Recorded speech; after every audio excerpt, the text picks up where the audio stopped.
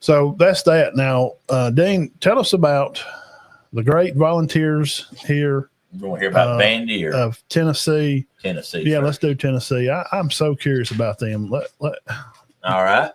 Who's back? What do they got going on? How many? I mean, what the hell? They even got a quarterback. I don't know what they're going to do. All right. Offensively, we'll start out with offense. Of course, they lost Nico. He went to UCLA, and an odd twist, UCLA's quarterback came to Tennessee. But actually, he had transferred to UCLA, but did not.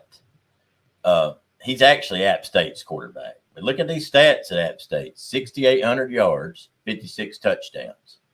It's pretty good. He'd actually led the country in interceptions, though. That's the downside. His name's Joey Aguilar. Mm-hmm. And they say more than 100%, and they're 99% sure he's going to be the quarterback.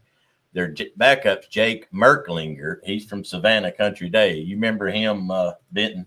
Yeah. Aguilar is going to be your quarterback. I will be shocked. I would think. 6,800 yards. I mean, this guy is throwing for 275 yards a game in his 2-year starter. All right, we move on to running back. They lost Dylan Sampson, SEC Player of the Year, but they got Peyton Lewis and Deshaun Bishop. They combined for 800. I expect one of them to step up and be a really good back, because that's one thing you can say about Tennessee. They've always got a pretty good running back. All right, O-line, they bring back one. That's just can't be good. One, they did get a 5-star freshman, and they got 2 transfers with experience, but they're not regular starters. All right, and here's the bad thing, guys. Wide receivers, they're no experience. Their leading returning wide receiver is Chris Brazile with 29 catches. I don't even know who he is. I don't remember. They lost Brew McCoy. Squirrel White went to Florida State. They've got a guy up there named Mike Matthews, who is a 5-star, and they're expecting huge things out of him. He caught 7 passes last year. Amari Jefferson transferred from Alabama. I'm not knocking him, but I don't remember him even being in. That's the kid from Chattanooga, ain't it? Yes, it is. Amari Jefferson. Yep, it is. Okay. He's supposed to help. Now, this is how bad it's got at wide receiver up there, Benton. Boo Carter, starting free safety, will play offense. Well, you got to do what you got to do. But it's Brazil. They say he can stretch the field. They're okay with running back. They're okay with his quarterback. The offensive line's a question mark. The biggest plus for Tennessee is their tight ends. Miles Kittlesman returns. He had 300 yards, and Ethan Davis, his backup, was all freshman. So both their tight ends are good. But now they going they got to have protection for the quarterback. It's going to be a new quarterback at that. Right.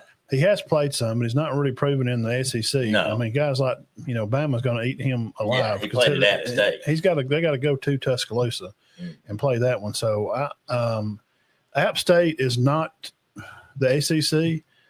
Nobody pushed the ball again up the field too. Tight ends may be okay.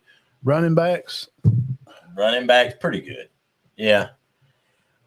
Tight ends are good. Running backs are good. We don't know about the line. We don't know about the wide receivers, and we're not 100% sure about the quarterback.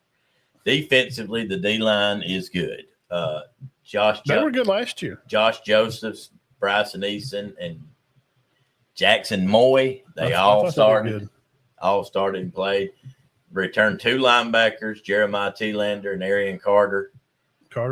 They're good. The DBs are loaded. Boo Carter is a preseason All-American. He's from Cleveland. Yeah.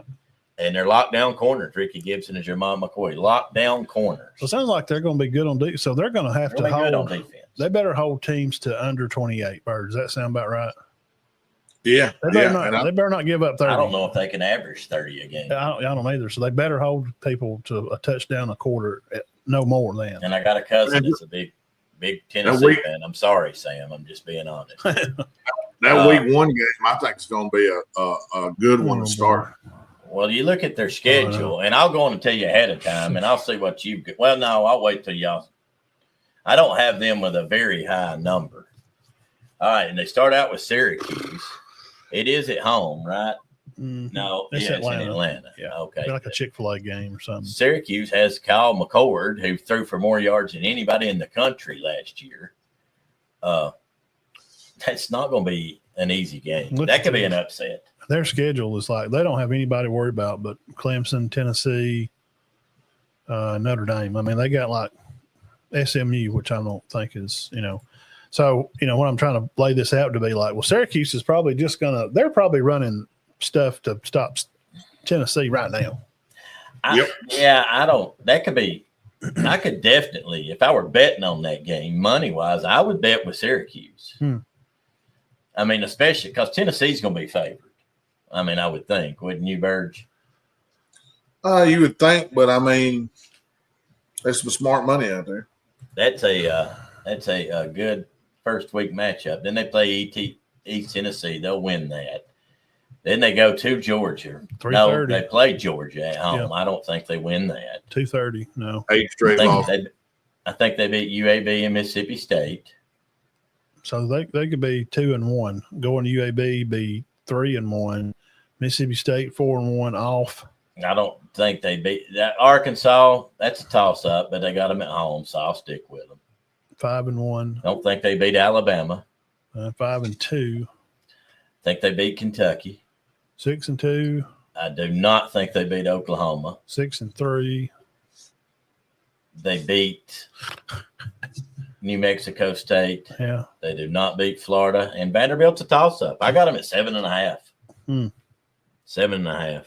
I'll be – he's done a good job if he goes 8-4. I mean, that Vanderbilt game's not going to be a pushover. You know that. Florida, they got to go there.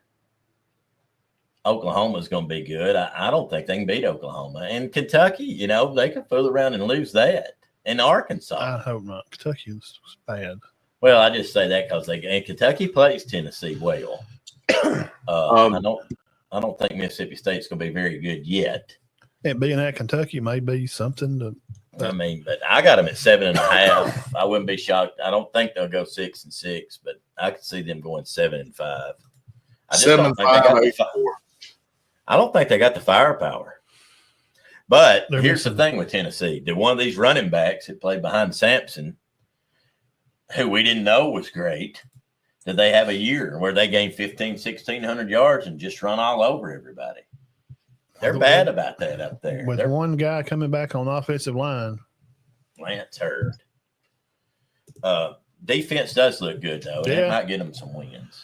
Yeah, that may help them. And we got Travis, what's his dang name? Travis Hunter playing for him, Boo Carter. Going to play both ways. They said that's pretty much a done deal. Now, we'll see how that goes. I had never – I don't know. I don't know. I'm kind of skeptical of that. What do y'all think? Nah, it's just the way kids play now. The game's be a free safety and a wide receiver. Well, you don't. I mean, the game's not as hard as it was before. So, you know what I'm saying? It's not a big deal. You get more breaks. You're gonna get more breaks. I mean, But I found this out, and this is a little rabbit hole, and it won't take but a second. In 1990, Carl Pickens played both ways for Tennessee, intercepted 4 passes, and caught over 60. Carl Pickens from Murphy, North Carolina. Have y'all ever been to Murphy? There's nothing there. They said he was an absolute monster at Murphy. I bet. 27 points a game in basketball. They won the state in football. He started for the Cincinnati Bengals. Oh, okay. My guy, just a freak. My guy, Jake West from Team F Lion Sports up there, he was a graduate of Murphy High School, and he covers the Murphy Bulldogs up there. So I'm sure he knows exactly who that guy is. Thinking about Carl Pickens, they say he's a hometown hero. By the way, Tennessee is favored by 12.5 over Syracuse right now. Oh, see, I'd definitely take Syracuse right now. Definitely 12.5. I'd take that anyway. Yeah. Syracuse is going to be good. I'm telling y'all, Syracuse may win the whole thing. Right. Okay, I'm kidding. Right now, but they did go 9-3 last year, did they not? Yeah, them in Illinois are going to have some run at it. Kyle McCord's good. McCord threw for 4,700 yards. Yeah. And I'll say this. Yeah, now, remember, guys, if they forgot, he's the one that was at Ohio State. He was good. I think Ohio State And nothing against Will Howard. I thought he did great. Yeah. But I think Ohio State's still lifting the crown if Kyle McCord was there still. Yeah, I agree. Yeah, their defense was, their linebackers and all were so freaking good, man. I'll say this too.